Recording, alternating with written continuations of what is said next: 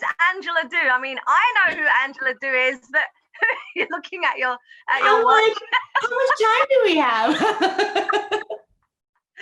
Okay. Yes, it's the world needs to know who you are. I know who you are, but the world needs to know who you are, because this is being recorded and it will be uploaded onto our YouTube channel, so people can watch it and share it and really learn about sound. And so tell us about yourself. So I'm a mother, I'm a wife, I am a intuitive healer. I've been teaching yoga since 2011. I've been practicing probably since 2006 or 2007. I live in Los Angeles, California. I'm actually named after the city because my mom says you have to be an angel for the city. So yeah, that's a little bit about me. I can also go into how I got started in sound healing. Kind of three little like milestone markers for me when it comes to sound healing. One is I grew up in a household where my dad and a lot of his brothers and sisters, so my aunts and uncles, are Buddhist. So a lot of like chanting going on, like there's a lot of like background stuff. We did a lot of traditional prayer ceremonies. Every like funeral or a home blessing had like chimes and bells and gongs. And so I kind of grew up with it and didn't think anything about it until I went to India to do my yoga training. And it comes with a huge like course, like back-to-back classes. And I'm about to attend a quote unquote meditation class. So I thought it was going to be like, I'm going to go in there and I'm going to sit and it's going to be quiet. And it was nothing like that. I walked into this class in India and there's a Mandeep who and trained with in India as well, Ozzy. He's like, okay, everybody lay down. I'm like, oh, this is kind of cool. I don't have to like hurt my back and whatnot. So I lie down and I thought it was going to be like this like voice that kind of guide me through a meditation, but instead it was like all kinds of different instruments, like sounds I had never heard before. I thought I was in a rainforest, and I kind of just like sat with it. And then I started getting a lot of imagery and a lot of color and a lot of visions, I guess you could say, hearing things, smelling things. And that was, I think, the first time that I had come to the realization that like, oh, meditation is not just sit still, it's really about the vibration and the intention. And there's a lot more than what the eye can see. I think that was like my first like realization of that and what sound could do and what vibration could do. And then after that, a few years later, I was pregnant with my son, and I had a very hardcore meditation practice by this point. Like I'd sit, I chant, I had like ritual routines. And then I was pregnant and trying to meditate, and it was just not happening. It like there was some kind of like I just never felt alone enough to get into a meditative state. So instead, there was something telling me like, you need to pick up an instrument, you need to play music, you need to be in an environment of sound in order to kind of achieve this meditative state. Once my son was born, and now that I know him, it was probably him that was doing this to me, because now he's very musical.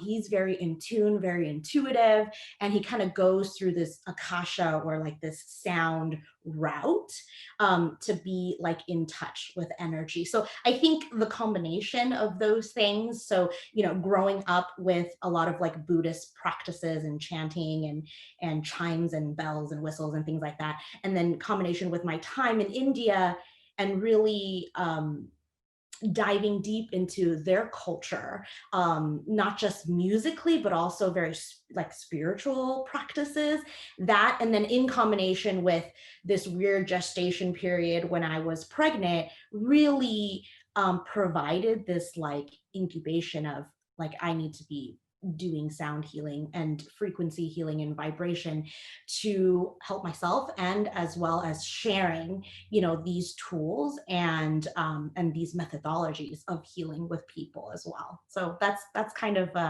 how I got here. Beautiful, beautiful. Thank you. I keep muting myself when you're talking because Zoom is a little bit weird with sound, and I want people to really hear what you say. So, I have some questions here to ask you, and at the end, anyone that's joined it'll be open for a question and answer as well. If you have any questions for Angela, but why would someone want to use sound as a modality of healing? Okay. So I think how does sound heal you, Angela? How does sound heal you? so I'm going to start with why, and then probably how it works, right? Because I think how is still a little bit there's science to back it up, but I'll kind of break it down a little bit. So why would somebody want to use sound and vibration as a modality of healing? First, I kind of want to talk about healing in general, like what is health and what is wellness, and the way that we perceive it and approach it as a society, as humanity, right? So I think a lot of our health and medical industries look at health and wellness through an allopathic kind of view, which really means we are looking at your symptom and then we're trying to solve that symptom. And the reason why we do that is because of what I think is because of Newtonian physics. Like for most of humanity, we've looked at ourselves as a very solid being, that if there's something wrong, we can cut it up and specialize in certain things, right? Like if we have mental health, that it must be here. That if we're having cardiovascular issues, that it must be in your heart. That if you're having foot issues, you must go see a podiatrist, right? So that's how we've been approaching health for the human body. When I think that maybe a better way to go about it is a homeopathic route, which really is to look at the system as a whole and how things are interconnected with everything else, and then in turn kind of heal the body as a whole, right? So I think there's that first. Let's lay that groundwork, and you'll notice a lot of that. And I'm sure you know, Ozzy, because you've traveled all over the world, that the Western society seems to do this a lot more than the Eastern society, who will look at, you know, holistic ways, right? Like really healing the wholeness of oneself, right? So there's that. So I kind of want to just put that out there first. Another reason why I think we need it, like why we need vibrational and sound healing, is because the evolution of humans is not as fast as the evolution of technology. Right. And I think that we can all kind of agree to this. Like I'm still a little behind. Like I'm still using like an old Samsung. Like I'm still, you know, like using like older technology. But here's the thing, right? We have like a reptilian brain, which I think is kind of like this thumb here. And then it's wrapped into the prefrontal cortex, which is like our new brain. And this is what processes like us being a community. It processes like empathy and things like that. And so when we're stressed and we have a lot of anxiety, this prefrontal cortex kind of like detaches from our reptilian brain, and our reptilian brain only knows a few things, right? It knows fight, and it knows flight and freeze, right? So these three things in our reptilian brain, and we've been living off of this reptilian brain for a really, really, really long time, because like as a cave person, right, a caveman, when a saber-toothed tiger comes, you only want to do one of these three things. We don't care about, can you schedule your time management, you know, like, are you managing your finances? Like, we don't care about all those prefrontal cortex stuff. When you're in danger, you only have three responses, which is flight, so to run. So a lot of people experience this as like Anxiety, I don't know what to do, I'm going to run away from my problems. Fight, which is like aggression, right? Like anxiety and aggression. And then freeze, which is like procrastination. That's kind of like how these things are erupting now. And that's why we see these problems a lot. Or we kind of diagnose it as depression, right? Like whatever we don't, whatever we can't categorize, we go, oh, it's depression. So I wanted to lay a little bit of that groundwork too, that I think we need it because we're having trouble solving this issue where humanity is evolving and we're doing the best that we can, our DNA and all that, but the technology that we're living in is evolving much faster than we are, right? So it's creating a lot of stress. Just a very quick example of this is like, I'm also a realtor. So I spoke with an escrow officer who's been doing her job for about 30 years. And she said, when I first started this job, you knew when things were going to happen. You were going to get 2 deliveries of paperwork a day. Like a carrier was going to bring a set of paperwork to you at 8 a.m. in the morning and at 12:30 in the afternoon. So you knew when you were going to have to respond to something.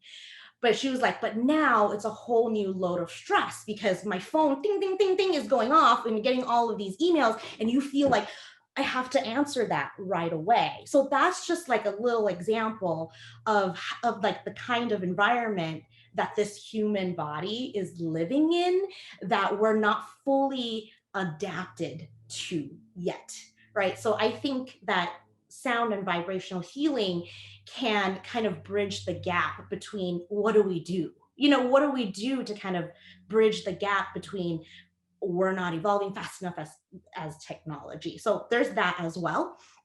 And then I want to go back to kind of the science, right? Like, so you're saying there's these issues that we have now. How is sound and vibrational healing going to help with that? So going back to the science. So Newtonian physics says you are solid.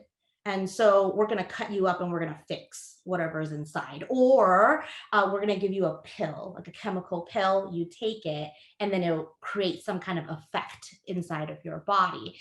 And that's been the way that we've thought of things for a really long time, up until about 100, 140, 170 years ago, when quantum physics is now kind of coming into the forefront of science. And this is beginning to prove that there's something beyond just this like physical flesh and blood, that we're mostly empty space, right? Like we're mostly empty space. We think we're solid because we can touch ourselves, right? That we have bone and we have flesh and there's blood running through our bodies, but we're mostly empty space.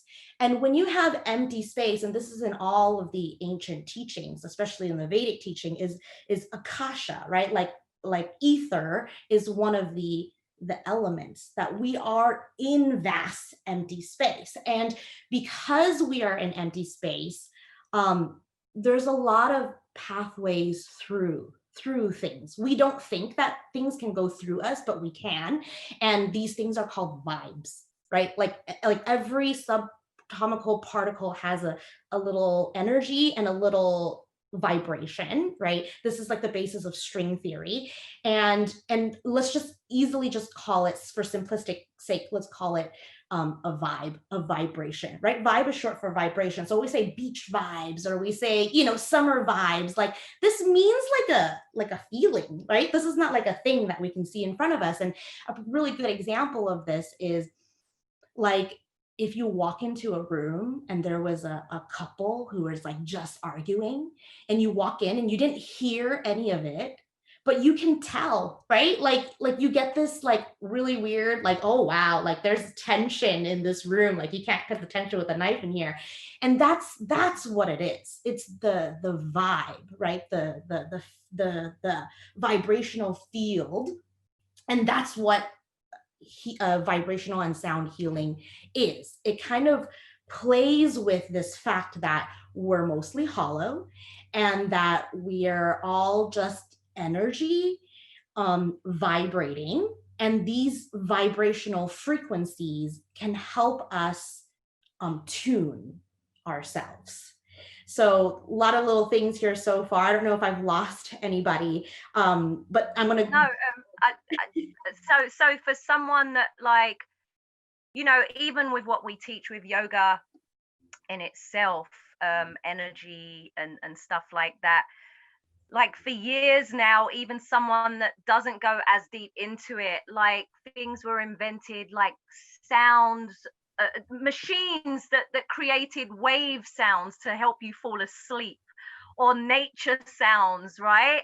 And I mean, now it's got so much bigger, but the sound baths we have at the studio, and people come to them all the time and they absolutely love them, and they don't necessarily understand why they love them, but so many people just fall asleep in the classroom. And just like what you're talking about with the vibe it's giving you, the how it's making you feel, a lot of people don't know why it's happening and how it's happening, right? So that's why this was very interesting to me, because people will come and just lay there and enjoy it, but they're not quite sure why. So what you're explaining is making more sense of it. So I think that that's the beautiful thing about sound and vibrational healing, is that you don't even understand how it works, right? So I haven't even talked about vibration and frequency and how things are actually working. I'm really just explaining to you what it does, right? And so that's what I fell in love with, that I could just trust, and it feels good, and it's doing something for me. And I think that that's the very beautiful thing about it. So I think we've had a little bit of groundwork of like why we need it. So let's talk a little bit about how it works. Again, we don't need to know how. I think it's just like a lot of our practices, it's, you don't need to know how. If you do it, it works for you. You know, if you have the intention, it works for you. So I think that that's the beautiful thing about it. But I know that this interview is about, you know, the power of sound healing. So let's talk about how it works and where it comes from, different techniques and things like that that you can use. So where does it come from? So sound healing is one of the oldest modalities of healing, and you find it all across the board in everywhere on earth. So ancient India, you know, they've been chanting for 5,000 years, right? That's a form of sound healing. The ancient Chinese have been using, like Tibetans, they've been using singing bowls and tones for thousands of years, and they believed that there were certain notes and certain tones that if you heard that repetitively, that it would change your mood and your thinking. Same with the Greeks. They have something called catharsism. Like they're the ones who came up with catharsism, which is you listen to very sad music, you know, you listen to something very, very sad and you get in tune with that feeling. And then they change that from sad to like a happy, upbeat kind of tone, and that will change your mood. So the ancient Greeks did that. I'm sure they did that in Turkey as well. So this practice is very ancient. The Egyptians believed in this very much, and this is the reason why all of their buildings are built the way that they are, right? They're built like pyramids, so that if you stand in different places of the structure and you emit a sound, it will bounce off the structure that you're in and come back to you as a certain frequency. So I always think, hey, these ancient people, they knew something, you know, like they had a very high intelligence and understanding of this, right? This spiritual being within the human body, you know, and I think that we It's have a like lot amphitheaters as well, right? yes, Amphitheaters, and amphitheaters. they just somehow knew about acoustics. It's pretty amazing. I've visited so many amphitheaters around the world, and it's just pretty amazing to me that that they just knew this stuff without, I mean, who taught them? You know, They don't have computers to compute, you know, like angles and this and that. They knew, you know, this was a very ancient practice. I've also seen really old videos of Tibetan monks playing like 28 different instruments, and they're playing surrounding this giant like boulder, and this boulder starts to like levitate like uphill. So there's like all sorts of magic, let's just call it that, around, you know, this practice. And it's very, very ancient, very old, one of the very, very first modalities of healing, I think, you know, along the lines of like herbal medicine. You know, I think that this, you know, I think that this is really coming from like our ancestors, is really ancient practice. You know So, what just you know what just came to my mind as well, like lullabies. ooh, Right? I don't know why it just popped into my head. Like, how have mothers and grandmothers known to sing lullabies to babies to make them go to sleep? I don't know why that just popped into my head. well, Yeah. I think that was a way, right, to kind of pass it along, you know. And it's something that we really remember, because we also have to think back that I think sound healing was around prior to language. So I think language has done a lot for us too. Like, you'll notice that the French speak really soft, right? Like, if an American went to France and just spoke the way that we do, they'd be like, why are you shouting at us? You know? And then if you go to Germany or like Russia, they're very like, dun, dun, dun, dun, dun, right? So there's been studies that say, you know, that tonation, that tone in our language really sets like the kind of relationships that we have with each other. That islanders have more of a softer sing sound kind of tone, and landlocked areas have a more like rough, abrupt kind of language, which I think is really interesting. That this is kind of like how it branched off from just sounds, because we didn't speak at some point, you know, like us as humans, there was some point that we didn't speak. So it's really interesting how we've kind of evolved from this. So I'm going to keep it really simple on how it works. So frequency. So any kind of movement, a little vibration, is measured by frequency. It's usually like per second, like cycles per second. So I'm going to make this really simple. Like, if a frequency is like this, right? There's like a little up and down like that. And then you can have different octaves of the same sound. So if you play music, you'll know that there's low C and there's a high C, right? They're the same note, but they're dun, dun, you know, they're one octave away from each other. And what that does is it creates a similarity between the two tones. And then there's a natural phenomenon called octave resonance or harmonic resonance, or there's another word for it. Let's see, sympathetic resonance or rhythmic entrainment. So there's something within how our system works, that if there's this rhythm out here going on and we have this rhythm here, and they match up somehow harmonically, meaning either the peaks or the valleys match up with each other. So it doesn't matter if you're one big swirl and one little one, as long as one of the peaks or the valleys kind of match up with each other, they're harmonizing. Right. And when it does that, so that all that means is when energy hits each other, it does one of two things. One, it harmonizes with each other, or two, like you're saying about like the noise canceling headphones, or like the white noise machines, all that's really doing is it's emitting a frequency that's the reciprocal of a frequency that's already there, and so it cancels each other out. So when you say something like noise canceling, right, it's really just one frequency coming one way and one frequency coming another way, and they kind of equalize each other. So to the audible ear, it's not there anymore. So that's really what's happening. So in a practical sense, what's really going on when you're like in a sound bath is you come in, and one, you need to tune yourself, your own body. Like I said, we're mostly hollow. I don't have a wand, but I don't know if you can hear that. So a singing bowl only works because it's mostly hollow, right? And because it's hollow,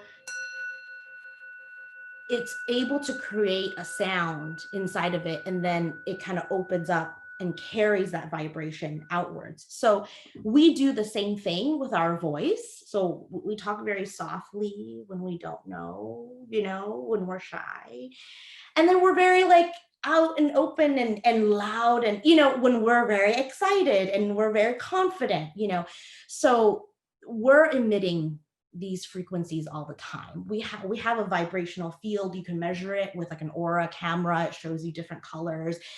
It's said that it kind of reaches out about the span of your arm. So when you come into, let's say, a sound bath, you tune yourself either with breathing or maybe just like some humming, some chanting, and then you allow the sounds of the instruments along with yourself to kind of mesh with each other. You're kind of in this environment. It's like a symphony. And I always say that you are part of it. Even though you come as a participant in a sound bath, you're part of it. You're an instrument of it. And you have frequencies that you're putting out. And then there's frequencies that are coming in.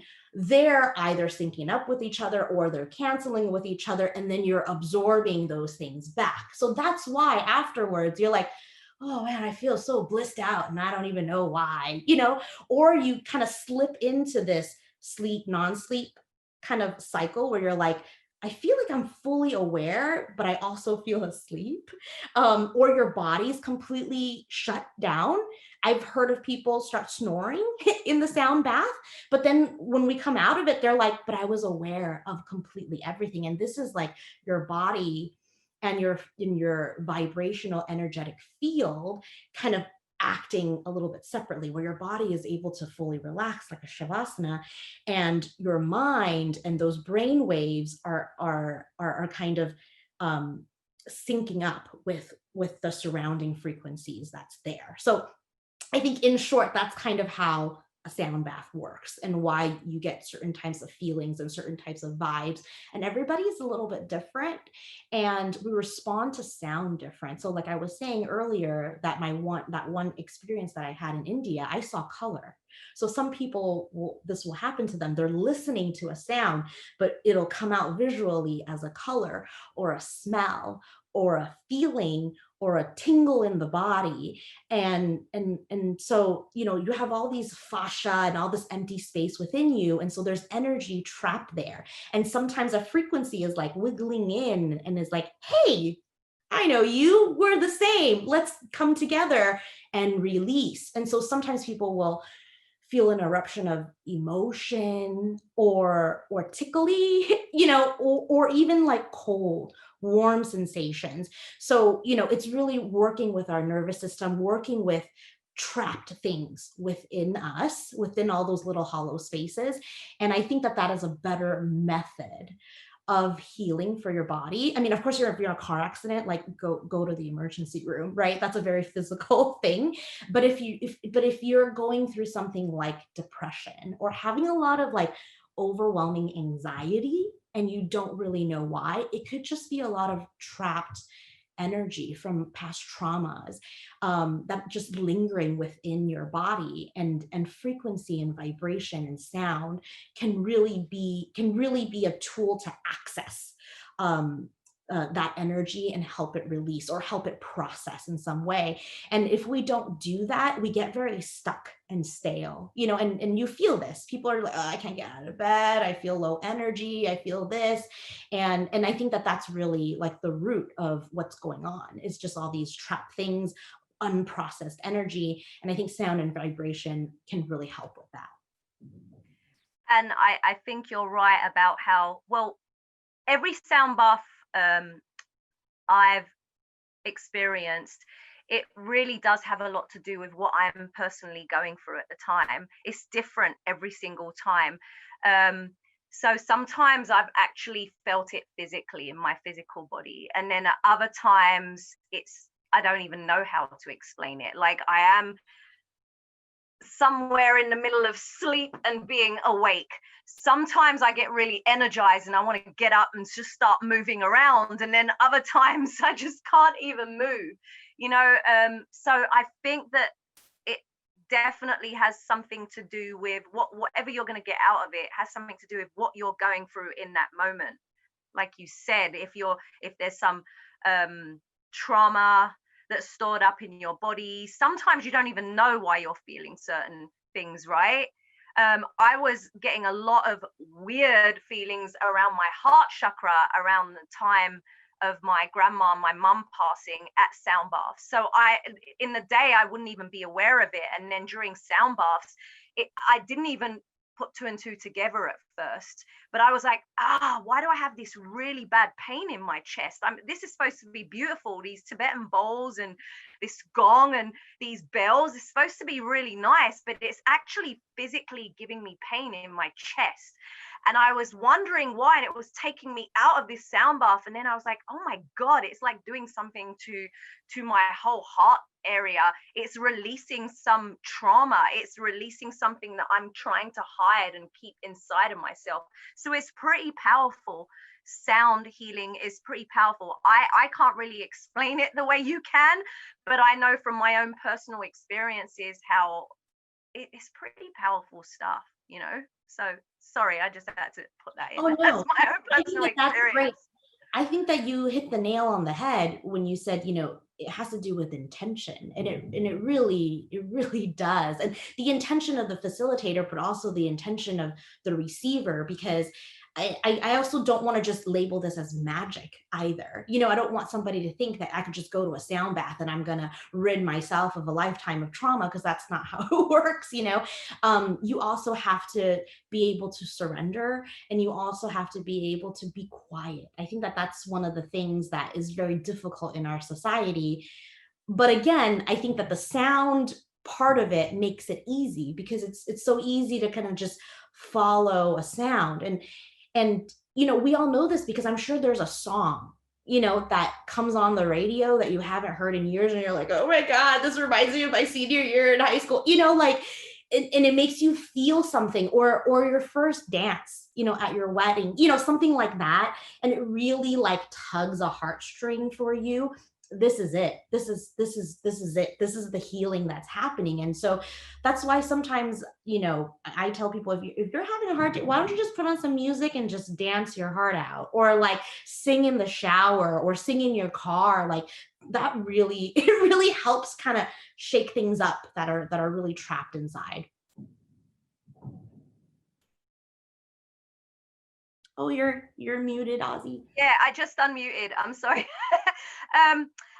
So if someone wanted to try sound healing, how would they go about that, other than like, I mean, if there wasn't a sound bath coming up, like what could someone do in their own home other than what you just suggested? Maybe like in the shower, sing a little song, or just maybe you could give us a couple more examples.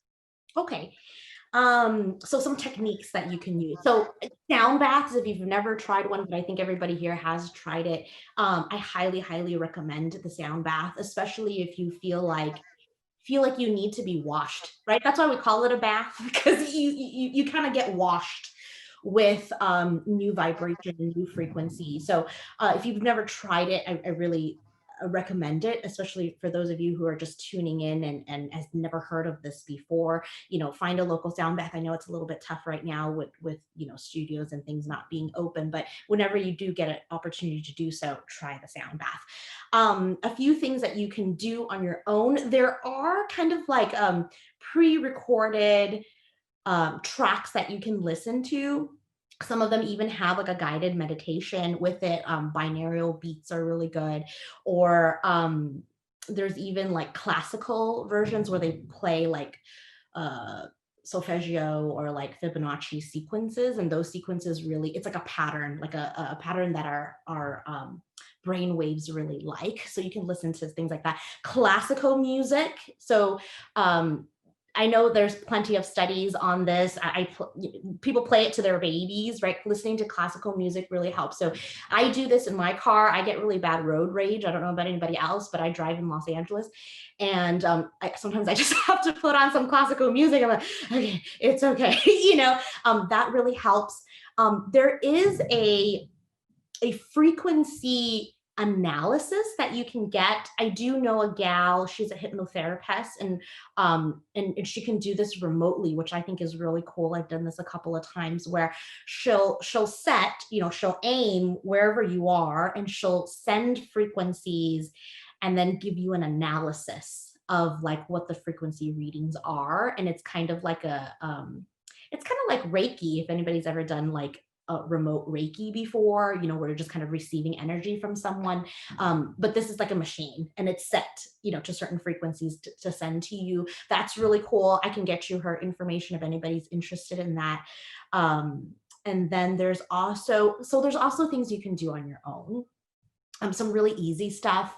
Oh, which leads me to, I do have a recording that you guys can all have if you guys are tuning in now, or if you're tuning in later. We can get that link to you. It's just a pre-recorded tuning exercise. So there's exercises that you can do, and you don't need anything but you are the first and most powerful instrument. And it's kind of like, I wouldn't say chanting, but more like sounds to kind of let go of some of the things trapped inside, like ooh, ah, things like that. And it sounds so like it sounds so silly and so simple and small, but it'll do wonders for you. So if anybody wants that, you can definitely, I'm giving them out for free, so you can have that as well. Or a simple humming. And if you ever heard, you've seen kids that are like, no, I don't want to hear that, la la la la la la la, right? So there's something to that. There's a humming exercise that we can actually do all together if we want right now. And you're just going to take your middle or your fourth finger, and you're just going to cup like your ears, the canal. We're not going to do it yet because I'm going to explain what we need to do first, and you might not be able to hear me. So what we're going to do is we're going to place our fingers there so you can kind of like, close off everything else. And we're going to just hum with 3 really long breaths. Okay, just 3 times. And then we're just going to sit there, and I'll guide you through it. We'll do this together. We're just going to take a few breaths first. Okay, so just relax. Your spine nice and tall, shoulders relaxed.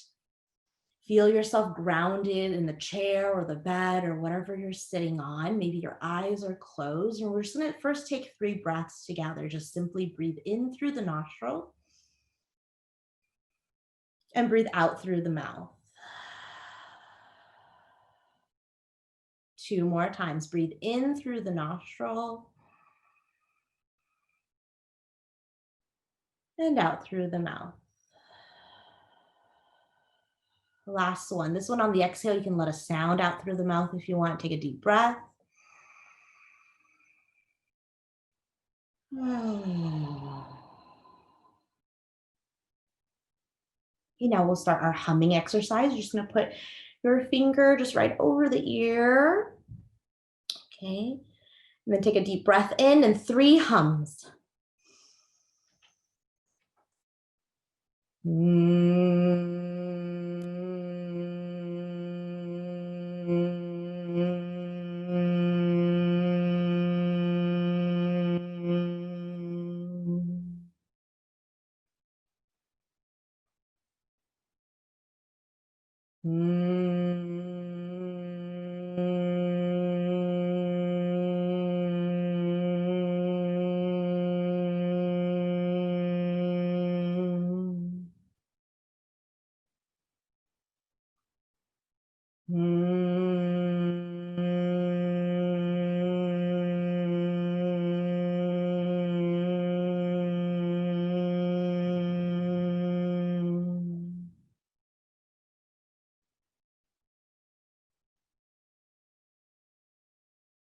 And then just allow yourself to sit in that vibration for a moment. If your eyes are closed, keep them closed. You can release your hands and just take a few breaths.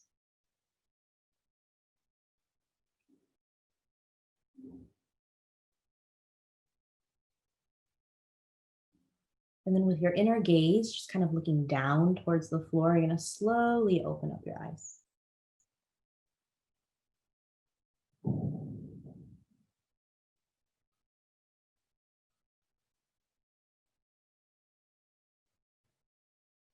And even with just that little bit, I mean, I feel a little bit better, a little calmer, a little quieter inside. So little techniques like that is really just the magic of sound healing. Thank you. I feel so much calmer. I don't know how it's going to sound over Zoom, but I personally really miss hearing your bowl. Oh, I know. I know. It doesn't translate well. So here's another thing is with Zoom only picks up one sound at a time, right? So that's why if I talk and you talk, like the sound gets really like interrupted. But in person, it doesn't do that. So you're hearing all distances and all spaces, and like I said, space has a lot to do with it, that empty, vast space. So I really hope that we can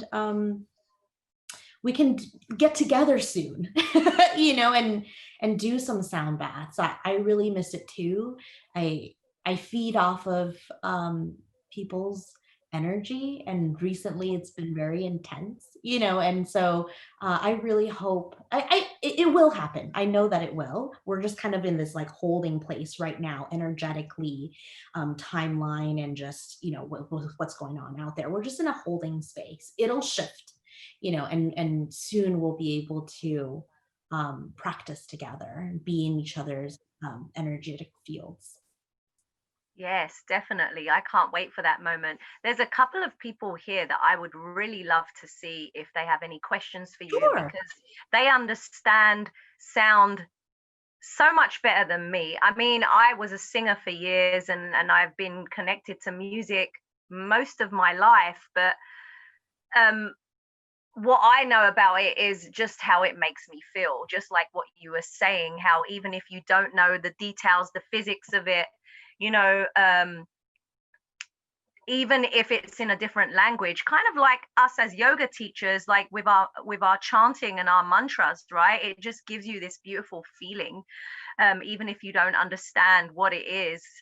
I just know how music makes me feel, how sound makes me feel, and it's a beautiful thing.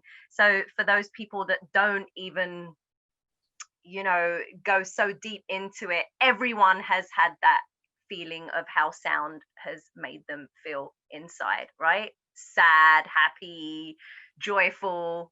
But yes, I'd like to ask, maybe see if Daniel has anything to share or ask, because Daniel actually works with sound on Hollywood sets. So I'm really fascinated to see if Daniel has anything to share. And Daniel also was a music or sound professor, I think, in Argentina. And I know that you love sound baths. You've come to so many at our studios, and you were fascinated by sound baths that you would always stay behind and ask a million questions, Daniel. So I'm really curious to hear your question or anything that you have to say. Yeah, that was absolutely correct. I completely agree with Angela, absolutely. The only way I feel is easy to explain to somebody who doesn't know how the frequencies, when she was explaining like the noise cancellation, is actually math.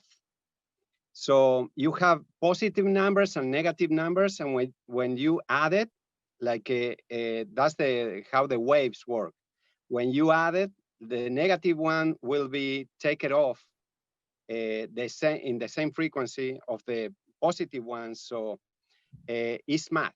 It's really easy to understand when you explain like one is when the wave is going down, is negative. When it's going up, it's positive. So if you put it together, like whatever two sounds they are together in a room or in our environment, that's math apply. So like if you say 3 positive minus 2 negatives, that will be 1 positive. So that's the way that works. It's math. It's really easy. So when you had your first sound bath experience, Daniel, how did it make you feel? Talk about that, because you came in through a mathematician's point of view, right? That was how you came in. So now you're coming into a yoga studio and you're experiencing it in a completely different way, a spiritual environment with these yogis playing these weird, cool little instruments. Like, how did that make you feel? Tell us, like, because I am crap at math, right? And I am not that physics person. So how different was it for you to come in where you have this math and physics background in sound, and how did it make you feel? What did you learn or feel from that? That was completely different, because you have to add the feelings. That is no math in there. So feelings and it's no math for feelings and stuff. So I feel amazing in that sessions, because it's you're traveling, you transport your mind to a different place. When you're in the different place, you are experiencing, your mind is experiencing your travel, and also your body is experiencing the sound waves coming through your body and your mind. So that was, I have no words to explain how I felt. It's not easy to explain. You have to experience. There's no way to explain. Yes. Do you have anything to add to that, Angela? He's right. There's no way to explain it. There isn't. And I kind of want to touch upon what he said about math, which is like, when he said that, I was like, oh yes, everything. I really want the underlying message to be that that we are all vibration, right? Like, everything is math, and if you take that up an octave, it becomes sound. You know, you take that up an octave, it becomes feelings. You take that up an octave, it becomes light. And I think that we really need to have the understanding that our vibrational frequency can rise, you know. And I think that we really need this right now, because there's a negative number or force that's trying to pull us down, and we really need to get a hold of our own vibrational signature and raise that frequency up. And to do that, we need to resonate with other people, you know, like we need to resonate with other energy. And I don't know if that means we get on a Zoom call and listen to some music together, or we have a conversation, or whatever that is. But I think resonance has a lot to do with it. You know, we need to connect. And I think the quarantine is acting as that one negative force that's trying to separate us so that we can't come together and rise in our frequency. But I think that that's the underlying message for this time, for what we're dealing with and what we're doing is beyond just the sound healing. I think we all need to like raise our vibration together. And in order to do that, we have to be aware that that's what we have and that's what we are, that we're this, you know, vibrating energy. So anyways, that was what I wanted to add. No, that was a beautiful ad. Thank you for that. I don't know if Daniel has anything to add to that, or if anyone else. I think he does. 100% agree with that. No, I have something to say. Oh, what do you want to say? Monica has got something to say. So we have a participant here. It's an intruder, actually. But... what I think is that like the feelings, you know, have to do, you know, with the memories.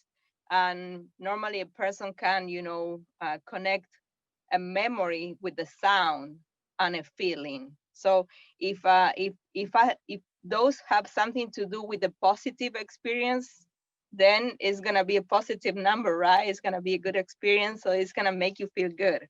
And if it was something negative, it's gonna be something that is not gonna make you feel comfortable.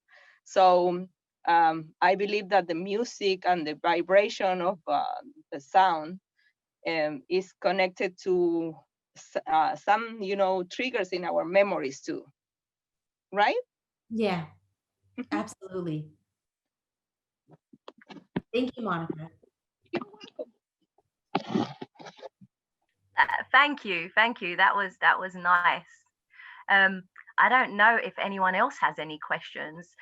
I know Angelica's here, and Angelica is big on chanting, and Angelica was the first person to make me cry during playing her harmonium, right, in a studio in Las Vegas many years ago. And who is your friend? Who is this other person here? I don't know if anyone has any questions, but if you do, please ask Angela some questions if you have any. No one has any questions. Well, it's okay. If they don't have any questions, then they understood everything you said. What else would you like to add, Angela? Is there anything that we missed out?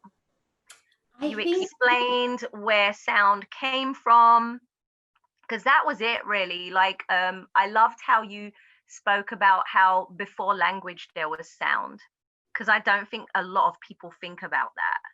And there is this one other exercise that you've had us do, and it was hilarious, where we just made that kind of language.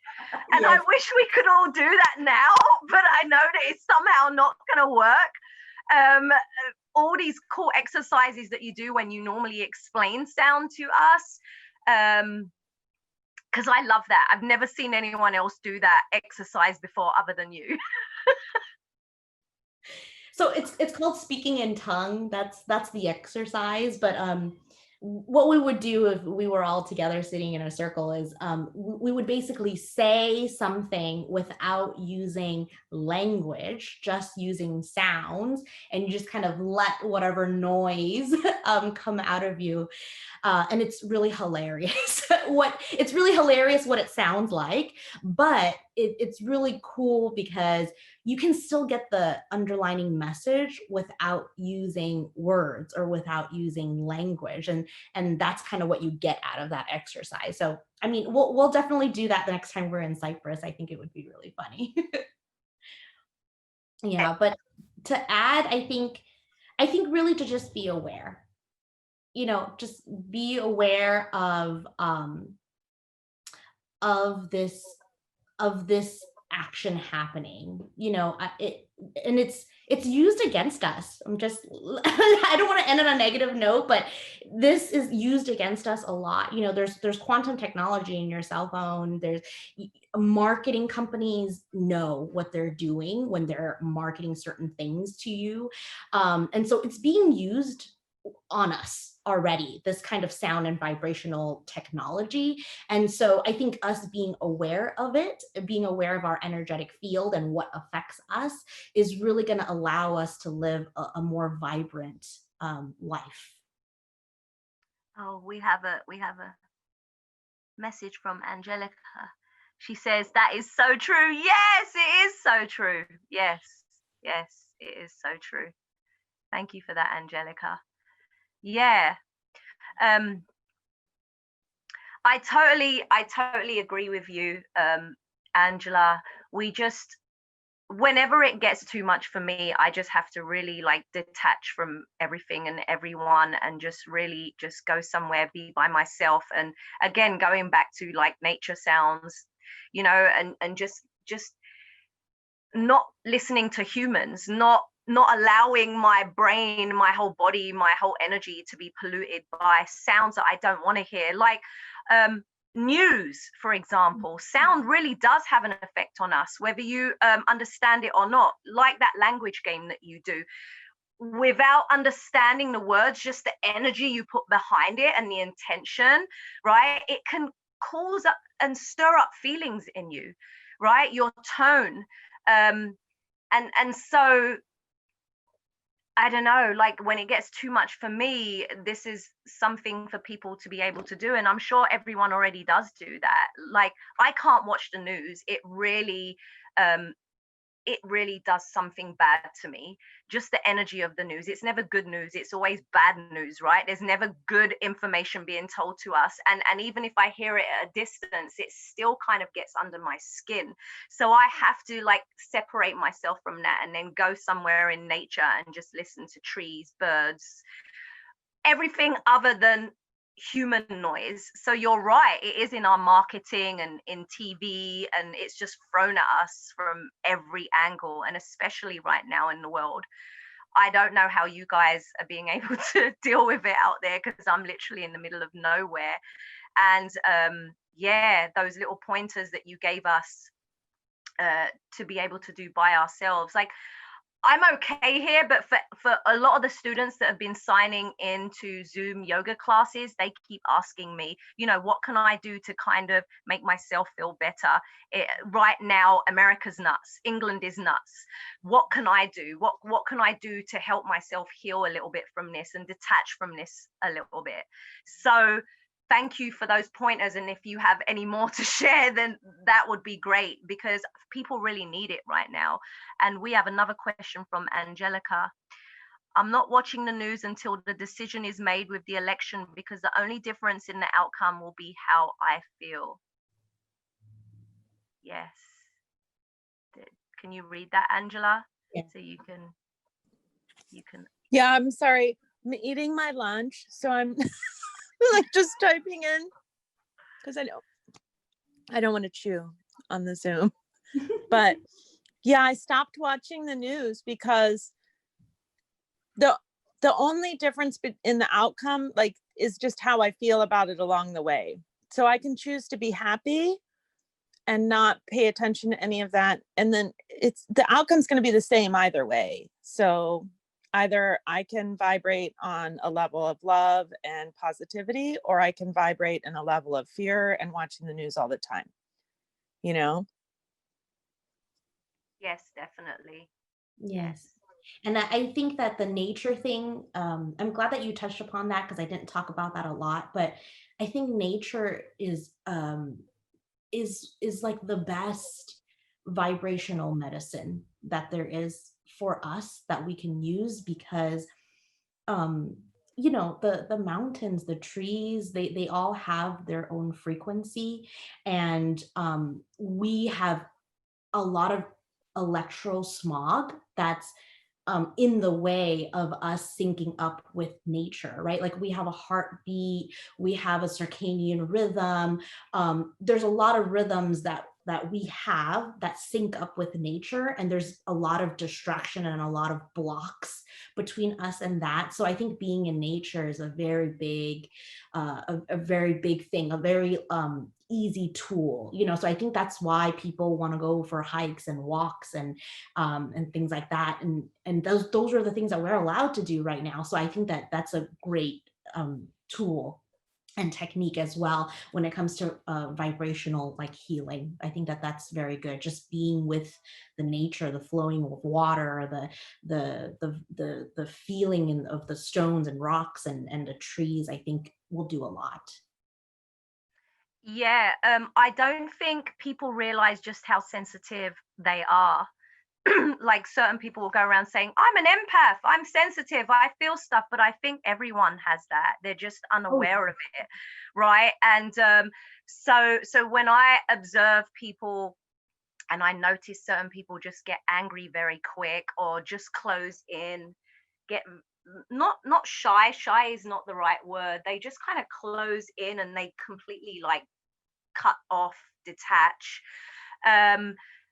The whole, like, I feel energy a lot, right? So I'm affected by it a lot, but I think everyone does. They're just unaware of it. So that's why using nature sounds works for me, because I feel people around me. So as soon as I find myself getting really angry, and this makes me sad that most people aren't aware of this, because they just go around being angry all day, or they just go around being sad all day, right? And just because we've studied yoga, or we know about Reiki, or we know some type of healing, or we work with sound, we're more aware of what's going on in our bodies. So we get caught up in everyday life, but every now and then we'll remind ourselves, oh, you know what?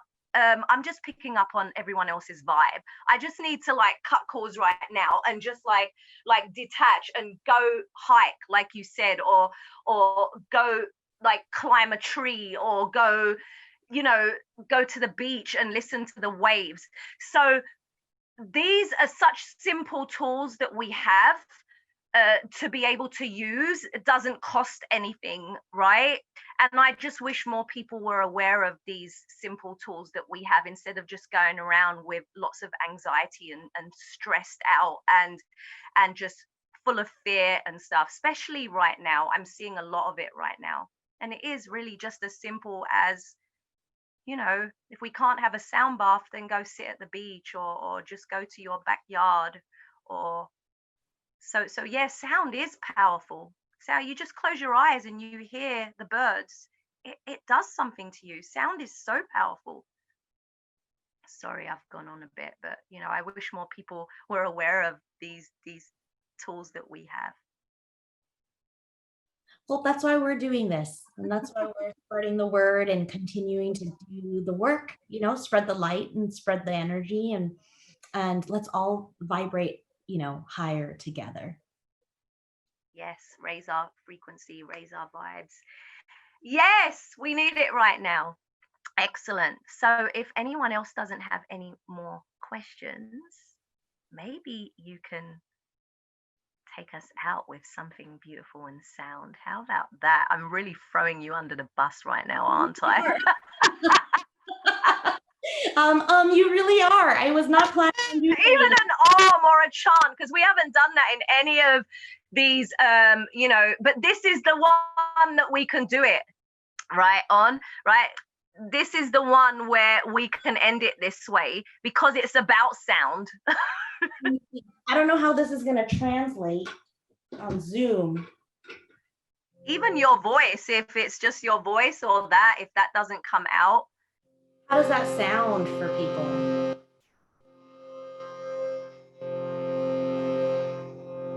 Okay. I'll end with a chant. How about that? Okay. Let's find yourself in a nice, comfortable position. You can close your eyes if you wish to. You can add a mudra if you wish to.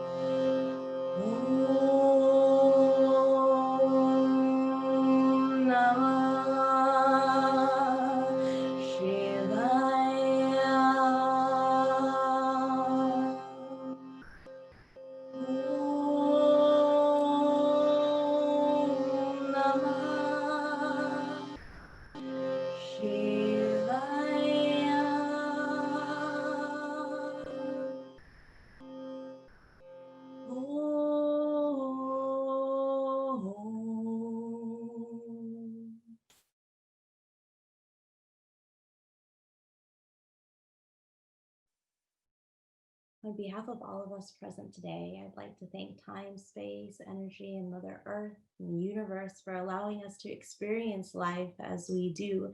Thank you for the challenges that allow us to grow, and thank you for the blessings that continue to grow love for each other and to feel joy in the life that we live. Namaste.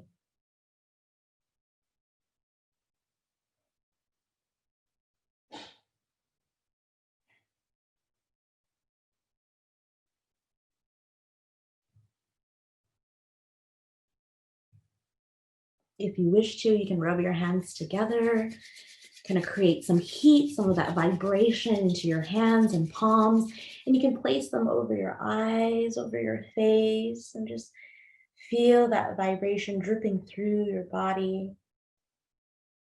And then with a soft gaze looking down towards the floor, you can slowly start to open up your eyes and slowly remove your hands from your face.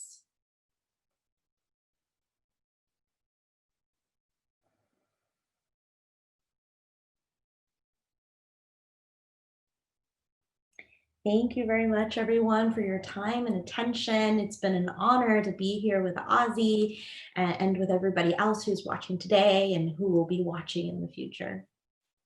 Thank you so much, Angela. That was amazing. And yeah, that I'm sorry for throwing you under the bus, but I've missed that. And we always end everything we do with some kind of or chant, and this was the perfect one to add it in, right? So thank you for all your beautiful knowledge, your wisdom. Thank you for sharing. Thank you for being part of this online yoga and wellness summit, and I love you. Oh, I love you too. Thank you. Thank you, Angela. Thank you, Angela. Thank you, Ozzy. Thank you, Ozzy. Bye everyone.